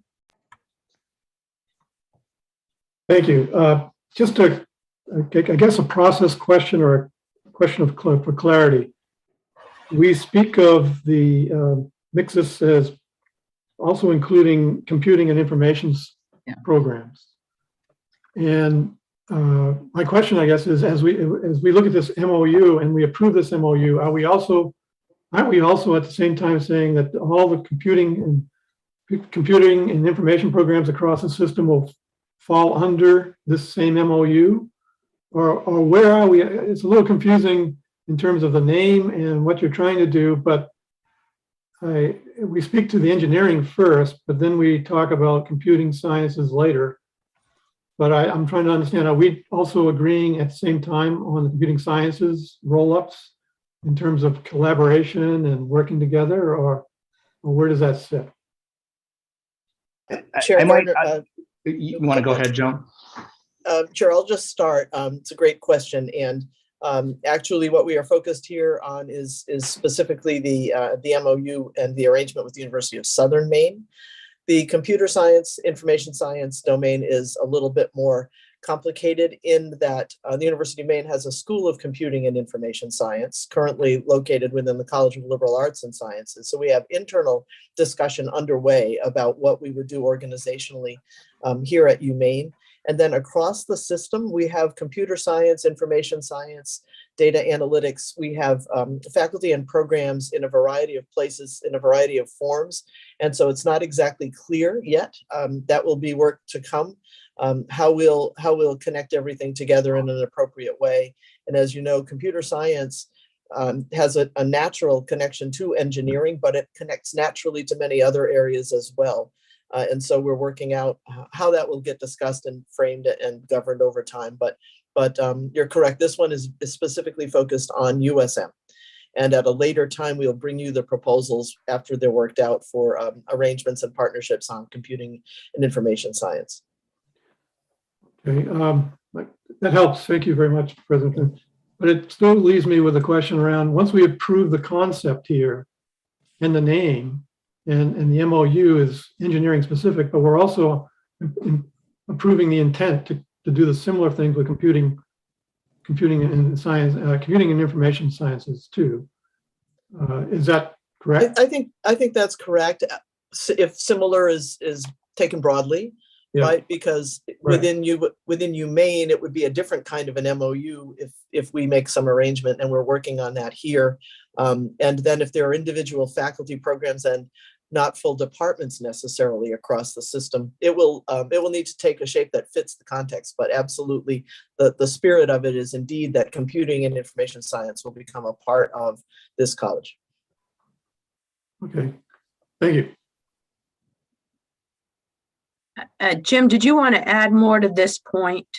I would, only because I think it responds to Chair Gardner's point, maybe a little more indirectly. The board, in accepting the Alphon Foundation investment commitments, conceptually approved of all of the initiatives, but I say conceptually in a very broad and generalized way. I think what you're seeing here coming forward is the first effort to really demonstrate how we see more specific issues of structure and governance and relationship. that we've worked out relative to the University of Southern Maine's engineering programs, but that we've not worked out, as President Freeney-Mundy said, on computer science and information science programs, which exist elsewhere in the system as well. So maybe a reiteration of President Freeney-Mundy's points, but we do have a board resolution that already conceptually accepted the initiatives and the funding and really launched us on this work, if you will. Right. Thank you. Yep. Thank you. David? Yeah, just a question of clarification. Jim said 57% of graduates in engineering take their first jobs in Maine. We show a gap of 30 or need for 3,500 engineers over the next 10 years. Are we assuming the same 57% as we increase the size of the college? Or are we also working on trying to get more of the graduates to take jobs in Maine? Because it's almost half of the people we're graduating are actually not staying in Maine and fulfilling jobs in Maine. I'm just curious about that. I think Dana will answer that one. I'll take that because those statistics started with me. So we did assume roughly the same percent of students getting taking their first job inside of Maine versus outside of Maine.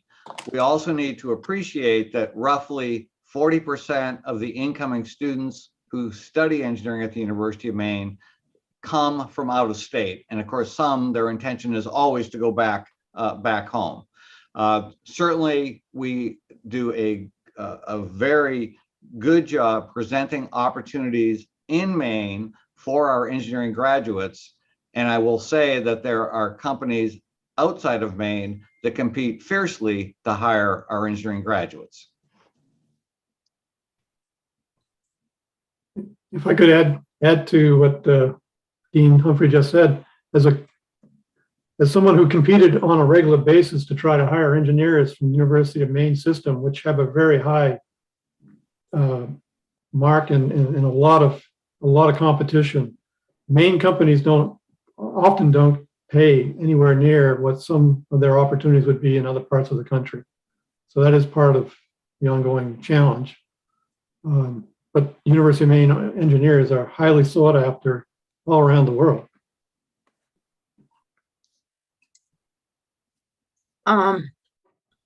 So I see that we're running behind. I want to make sure that Glenn has a chance to talk. So why don't you go ahead, then we'll go to Trish and the Chancellor, and then probably we'll need to move forward. Oh, thank you, Madam Chair. I just wanted to add on to the discussion. First of all, a little bit about the USM engineering program, because I think it's really helpful. First of all, it has doubled in 5 years in terms of its size. It's now, as you saw, at about 240. I do want to say something about the unique nature, which is very helpful, I think, to the goals of the Alphons and the goals of the humane system here that USM can contribute to. We have very large numbers in that program of veterans, older people in their mid-20s and beyond who have had some kind of engineering or technical expertise that lend themselves well to engineering.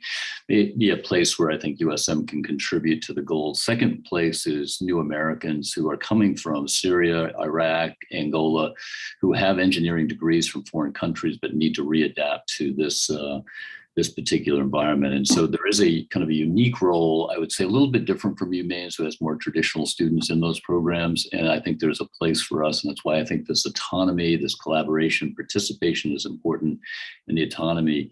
I do want to specifically talk about a little bit of the sensitivity around the MOU. I want to be clear about where USM has stood in that we've talked about a little bit of mixed messages perhaps. And I want to, from the faculty, I want to be clear about where that comes from. I think it's legitimate, it's understandable. There is a feeling that we are relieved to have the MOU. The provost and I requested it because we wanted to define what it actually meant in terms of governance and authority, especially given our experience with the MBA. I think we feel satisfied, and I think most of the engineering program feels satisfied that at least to the extent that the board is hopefully endorsing this, there is some guarantees about maintaining authority and autonomy that is, I think, essential at the same time requiring legitimate cooperation and participation that is also essential. But I will say that there is a belief here at USM that an MOU to protect one program against another in the system is unnecessary and never should have happened in the first place. And that comes from a thing that I hope the board keeps its eye on, which is build from within the legitimate use of faculty governance power and curriculum building together jointly. And not immediately go into governance that implies annexation. At least that was the fear. And I think if you hear people saying, I don't support the MOU, I do support the MOU, it is that dichotomy, particularly by AFLM and this faculty senate, that feel like the MOU was not necessary. On the other hand, I have talked to the faculty senate and they are, believe that this is the MOU, having the MOU is better than not having. So just want to clarify that. And that's all I wanted to say. Thank you, Madam Chair. Chancellor? Oh, excuse me. Sorry, Chancellor, it's Trish. No, I'm trying, I'll yield. Okay, Chancellor. I was just going to join the conversation. Actually, I want to thank Glenn for his comments. I think he has stated the situation fairly and appropriately. I also wanted to join the conversation around that 57%. That 57% is a very high percentage for us in a population that becomes more and more mixed, in-state, out-of-state, based on Maine's in-state demographics. And then finally, with respect to that subject, I would point out that two of the largest employers that we interact with, Raytheon and General Dynamics, have facilities throughout the country, throughout the world, and including throughout New England. So it's not impossible that someone is hired from Pratt & Whitney Engines and ends up in East Hartford or ends up in Bangor. And so I think that percentage is malleable when you look at the companies and their multinational or multi-state footprint. With that, I think that I should point out that when I visited the campus in the fall, I was demanded by the Senate to produce the MOU, which was in fact produced, and I think again adequately described and fairly described by Glenn. Thank you, Chancellor. Lisa? Thank you. In lieu of my colleague, Dr. Bampton from USM here, I just felt like I wanted to address the concerns that he brought up at the last ASA around this, that there were still concerns around faculty control from USM. It sounds to me with what Glenn said that those have been addressed. And I know, Robert Placido, you had mentioned that they were going to go back and talk to them, that there may have been a misunderstanding at a meeting. I obviously can't speak to the details because it's not my area, but I just want to make sure that those things that were brought up by Matthew at the last ASA around this issue have been addressed. So if someone could just give me a nod on that. Thank you. Robert?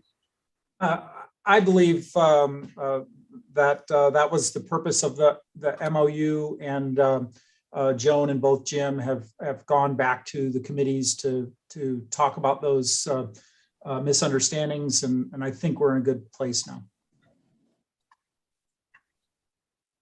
Thank you. Mike Mishu? Yeah, just a quick question for President Cummings.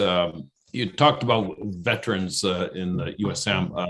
Can you refresh my memory? Are you taking into consideration some of the training that the engineering or the veterans have currently had received during their time in the military?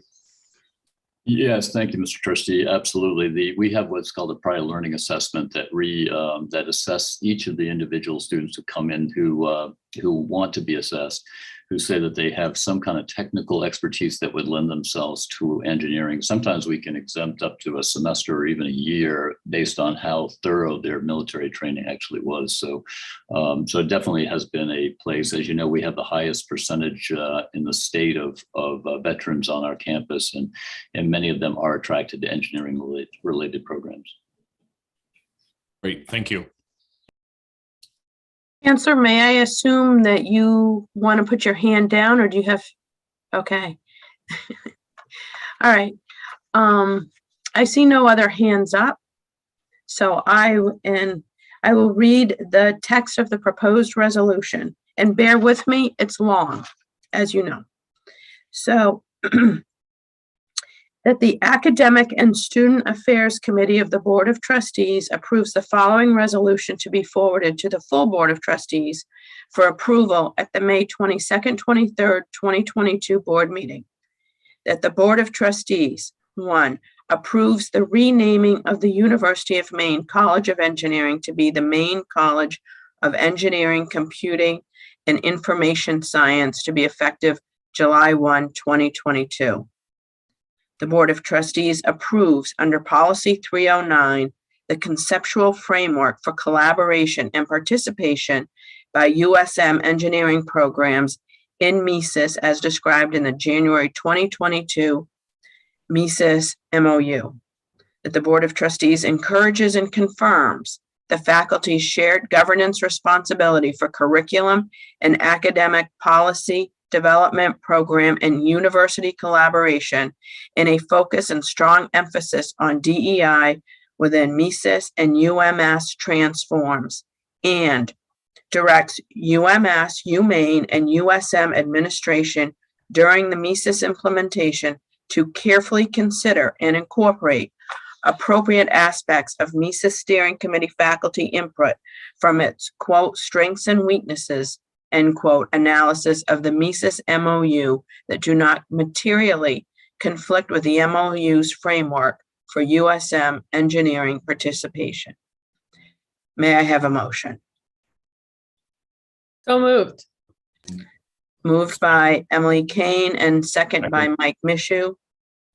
Ellen, would you please take the roll? Trustee Kane, Yes. Trustee Dobson, Yes. Trustee Ames, Yes. Trustee Gardner, Yes. Trustee Cates, Yes. Trustee McMahon, Yes. Trustee Mishu, Yes. Trustee Riley. Yes. The motion is carried. I would just like to thank all of you that worked so hard on this. It's very exciting, and I wish you all the best as we move forward. And with that, I will turn tab 8 over to President Cummings. Excuse me. Thank you, Madam Chair. I'll move fairly quickly. I know we're a little bit behind. We're pleased to be able to offer you today an informational summary of the community needs assessment at Lewiston-Auburn, from which we have been given a general direction of how to proceed. There are several things that I want to point out. First of all, that we were very lucky to have with us the contractor, Rebecca Conrad, who many of you know. She's deeply immersed not only in higher education, where she's been for decades and has been a consultant before for us and for other universities, but also she's deeply immersed in Lewiston-Auburn itself. I just point to 3 important pieces of exciting in my mind, because quite frankly, it has not always been clear what's given limited resources, especially after some of the cuts in 2013-14, how to re-engage and re-energize the Lewiston-Auburn campus. I'm very pleased to tell you that I believe that this community assessment does in fact do that. There are 3 things that I would emphasize. First, it is an important validation of the community advisory board at Lewiston-Auburn, who has been helping us outline 5 major areas. They came out very prominently in this report. Number 2, it points to a proactive direction rather than a reactive direction for us to really engage and do an implementation plan that's deeply involved in the Lewiston-Auburn community, which is an essential part of Maine's economy and Maine's life. And number 3, it also implies an important opportunity for multi-university approach to being able to serve the Lewiston-Auburn area. It takes full advantage of unified accreditation, offers a number of opportunities for system-wide collaboration between all of our universities. And finally, let me also thank Jean Parquette, our vice president, who has taken on the Lewiston-Auburn responsibility over the last 8 months. She's done a terrific job. She's deeply embedded herself every day at Lewiston-Auburn. I want to thank her for her leadership, and I will turn it over if she wants to do any lead-in comments as we begin. Thank you, Glenn. I was looking around the screen, and it's really nice to see many of you that I haven't seen in a long, long time. But here I sit at the Lewiston-Auburn campus. And so if anyone wants to come and visit, I would love to give you a tour and show you around and let you know what I've been up to since I've been up here. It's been a wonderful opportunity. Working with Becky has been fantastic. And I think that you will find that our proactive approach here will really help us to lift this community up and get at the tables. So that's the goal, and I'll turn it over to Becky now, but thank you very much for your time and consideration. Great, thank you, Jean, and good morning, everyone. I'm just going to tee up the screen share. And thank you again, Glenn, for the introduction and the context. My background is higher education administration at both two Maine colleges, Bates and Maine College of Art and Design. And I always appreciate working with an academic and student affairs committee because I know your role is to think about context. The ideas are very important, but how they integrate is most important. I'm going to make my presentation today. It's a short number of slides. I hope we have some time for conversation at the end. The biggest piece of today's presentation is to think about the needs assessment findings, which are documented in a much longer study that is available as opportunities for the whole system. And I'm glad to have just been able to watch the Mises presentation because I do think the seeds are being planted for the opportunities for our state to look at our public university system delivery differently and more aggressively around collaboration, which is probably the largest piece that came out of the needs assessment locally. So, oops, I too am having, there we go. We are, as you know, the second largest population center in the state of Maine. I say we because I am a consultant that works regionally and certainly across the state, but I do live in Lewiston-Auburn, and so I will speak a little bit personally as we go through the presentation.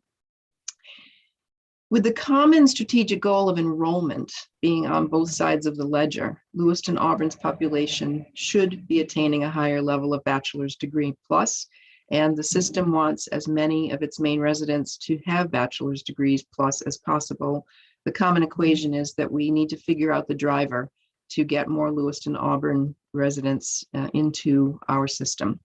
And it does dovetail easily with the Maine's economic plan in many ways, because healthcare is with manufacturing, logistics, and transportation combined, our largest employment sector here in Lewiston-Auburn. You know, we have two major hospitals and all of the various component parts of a region that's driven by healthcare as an industry.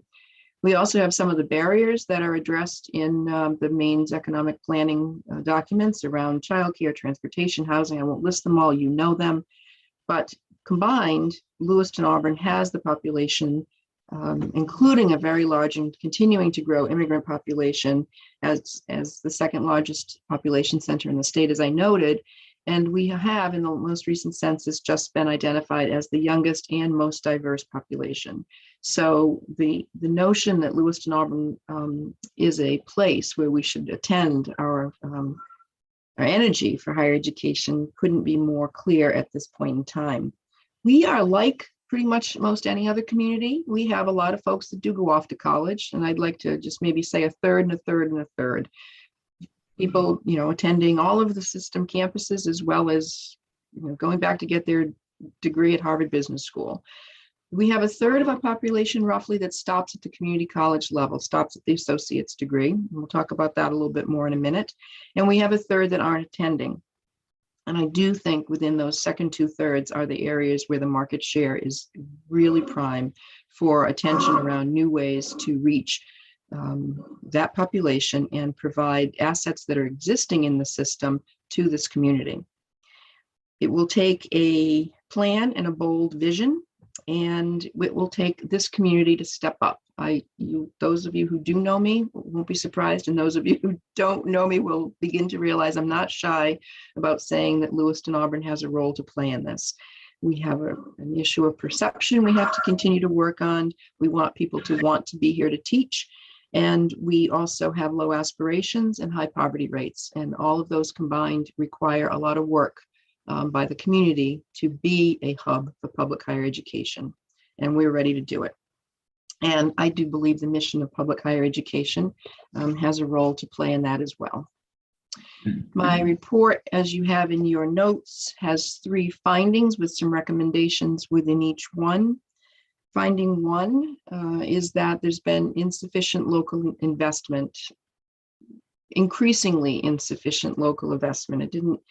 I don't think it was by design that the Lewiston-Auburn campus started to shape shift and change, and then enrollment started to decline, but along the way, that is the pattern that has happened, and there is no one particular fix. It's going to take a rebuilding process. First and foremost, the system can capitalize on many robust local collaborative initiatives, and many that are being driven by the immigrant and multi-generational downtown communities, and become that innovative value-added partner. The business communities at those tables, many of the local leadership initiatives are collaborative and partnership driven. The other higher education institutions are at the table. So it's very important for the university system to be part of that conversation. I will offer one example by way of kind of sharing some of the opportunity.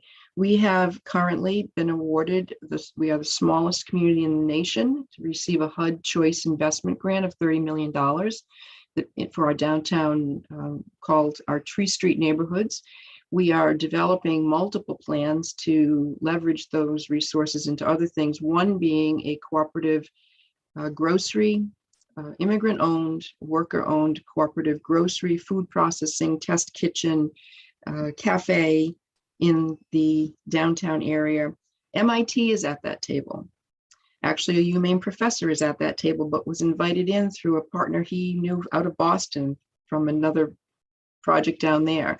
So higher education is needed. We just need to open those pathways back up. And Jean's been doing Herculean work to make those happen, but she needs a team of willing and able partners to bring all of the university talents to this community's opportunities. We also know that we have to work on aspirations, and I won't repeat what was just said so impactfully by the engineering folks. K to 12, we have to start early and we have to be a presence. The second finding was that there are recruitment partnerships that we can capitalize on. We are a community that embraces the notion of higher education, but for some reason there have been a lack of aspirations for some to move beyond an associate's degree. And I don't want to get into a debate about the value of the associates, but many people suggested to me from the employment sector that they cannot understand why folks will get 3 associate's degrees, but not move on to the bachelor's. So the pathway needs to be clear and very well developed with support systems to move people into the next level of opportunity. I was told by one employer, if you look at our regional technical high school, you will see a lot of potential doctors who are not, they're becoming EMTs, which is wonderful. How do we get them to know they could move into higher education beyond that and have aspirations beyond that? That's a community piece that we need to work on, but we do need to have the partners at the table. 2 + 2 is, we know, a formula that works. I saw 1 + 3 in the engineering slide. So we do see ways to get our those of our population who are inclined to move into higher education to continue them on the pathway. The next is, and then of course, working carefully with our business. And again, the report goes into great detail around the number of specifics in this area that from which we could extract the various curricular pathways, but there are many to begin with, healthcare and early childhood education being 2 primary ones that came up that I tested for and were very well received. Our immigrant community specifically talks about wanting business degrees. They are very entrepreneurial, And going back to the food hub that I mentioned, drivers in our increasingly growing economy around diverse food systems, new crops, just on that agricultural side, but lots of opportunity to think about bringing other programs here. The third recommendation is we have to address that there are real and perceived barriers. We know that for many, and this is what I would describe as that third of our population, folks who have lived in generational poverty, now going on 6, 7 generations of poverty, folks who just don't see higher education in their area of daily life. Again, not unique to Lewiston-Auburn, but prevalent here. And we need to find ways to ensure and reassure people that higher education is accessible. We are compounded by some access to transportation, childcare, and even broadband issues here in our region, and we need to address those. We know that early childhood could be a way to come into that arena with bringing, having an opportunity for a program here would not only show parents an opportunity for their kids to have the daycare, but perhaps the parents could be in an academic setting themselves. We know there's a program elsewhere in the state, and there's interest in bringing something like that here. I did not ask the question in the needs assessment about the current location. I am completely aware of the built infrastructure and the significant investment that's made there, but to a person, it was brought up as potentially not the right location, certainly not where people would put it today. If we were looking at bringing a campus to Lewiston-Auburn, but I didn't hear in the community it's a whole, it is not possible to make it work. What I heard was the built campus is an asset from which we can continue to grow programs like occupational therapy. It is very successful. It's located here. It uses the Lewiston-Auburn community as a teaching tool, and it's a place where we can capitalize on built infrastructure and continue to move forward. The notion of having that campus as the portal into other areas is of using that infrastructure and potentially having another piece of higher education somewhere else in the community came up. I think that's down the road in terms of planning. I think what the recommendations and the findings say is that there is a strong desire, both from the university system by the very nature of doing this work and the community in their response, to take full advantage of the position Lewiston-Auburn plays in the state, the willingness of the system to be innovative, entrepreneurial, and thought leaders around higher education's future and what Maine needs, and look at our campus as an asset and try to figure out its destiny. There are some key areas we know are ready. Healthcare is one. Early childhood education is another. It starts reaching into our K-12 system is another, but we need to build those out with planning. When in my background in higher ed, I never had a president who didn't tell me to bring a solution when we brought a question. So I did a little more research, and we'll get to the last slide in a moment. But I think where I want to pause here on the notion of integrating Lewiston-Auburn within the system is having the system and the state start to think about Lewiston-Auburn's real dynamic potential for Maine's future. And that is, again, being the youngest and most diverse. When I interviewed the dean at Bates College around their marketing strategies for local enrollment, which obviously is a different perspective, I understand that. But she said one of the things they talk about most is the number of Bates students who are awarded Fulbrights at the end of their senior year. And the result, most often it can be the result of true international experiences in the downtown of Lewiston, Maine. Public health, a variety of things that students have had real experiences with. I would say that the Lewiston-Auburn community asks the system in the state of Maine to think about Lewiston-Auburn as that kind of campus, and to put programs together that offer those opportunities to any student being educated here, that you definitely have an opportunity to be in a partnership environment here and to do real collaborative work. I've mentioned healthcare and I've mentioned community colleges. I'm going to skip this slide. This is kind of where we are and where we could go, but I want to stop with my last slide, which is the notion of what could it be. We're not alone, as as we've often been told, if someone else has had these issues to think about. And this campus in Maryland is addressing the same idea that there are students underrepresented in higher education, and how do you get them into the pipeline? This is the university's at Shady Grove. It's in Rockville, Maryland. It is 80 campuses, 80 programs from 9 campuses in one spot. Students do not enroll at university. There's no separate application for this campus.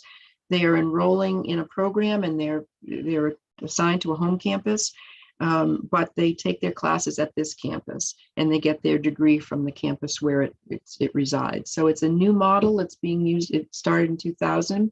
It's one I looked at carefully. I do think that there are ways we could think about leveraging unified accreditation to do this in Maine. My favorite term people used in summary when I asked what we would like to see, I asked everyone to vision. I spoke to over 100 business folks and community members, including a lot of young people in the immigrant community. They see this opportunity as a launch pad campus. And I kind of love that metaphor, the idea that being local and getting ready could take them into other places in the system, but that those services and that wraparound support is needed to get them started.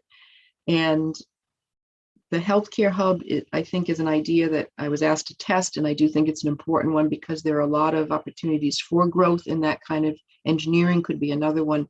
Where can we get students started, and can we ensure we keep them in the system as best as possible as they move into various levels of their degree attainment? And we've already been a joint campus with University of Maine at Augusta for a long time. So there's a willingness to, this is out of the box for a lot of local folks. It requires strategic plan. I think it would require a business plan for each sector. And I've shared some ideas with Ryan on that.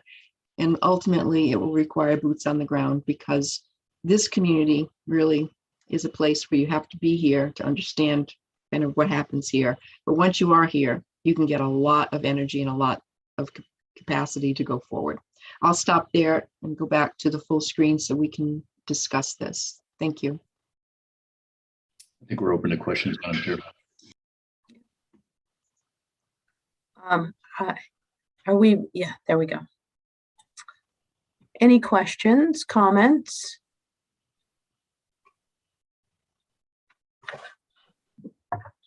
Madam Chair, the only thing I would offer is that that in the last 5 years, Lewiston High School and Edward Little High School, for the first time actually in our 140-year history as a university, have broken twice now into the top 1 or 2 high schools which send us students. So usually it's Deering and Portland, has been really since the 1870s, but Lewiston has broken into that. So we are getting lots of students from the Lewiston-Auburn area coming to USM, but not necessarily through the portal of this campus. So this is why we needed to think of something differently. Those 5 areas: healthcare, focus on new Americans, business connections, K through 12, and the community colleges. Those 5 areas we think set the groundwork certainly for the next president and the UMaine system to begin to really develop pathways that are robust, that we can add some terrific value, I think, to Lewiston-Auburn. I also want to give a shout out because she has been a great guide over this process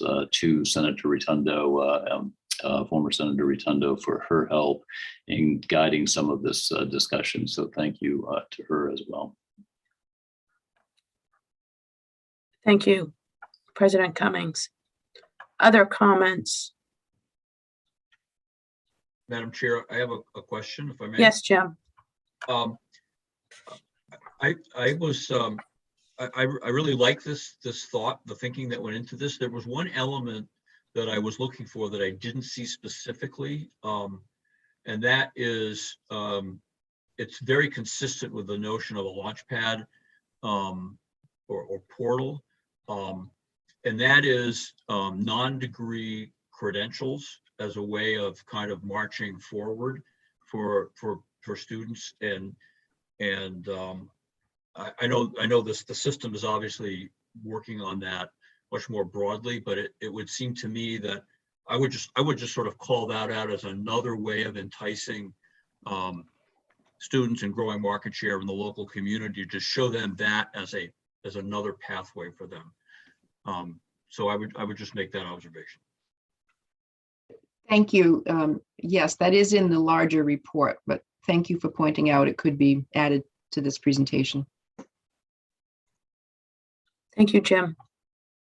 Other comments? All right. Well, Glenn Cummings, Janine, Becky, I just want to thank you for that. It is exciting to learn of the opportunities and the hard work that's going into rebuilding Lewiston-Auburn College, and I want to thank you for that. And so we'll move on to our next agenda item, which is, can I have a motion for the Board of Trustees to go into executive session under the provision of 1 MRSA Section 4056C to discuss the condition, acquisition, or disposition of real property or economic development if premature disclosure of the information would prejudice the competitive or bargaining position of the University of Maine system. Can I have that motion, please? So moved. Second. Moved by Trustee Cates, seconded by Trustee or Chair Gardner. Ellen, can you take the roll? Trustee Kane, She had to leave at 11.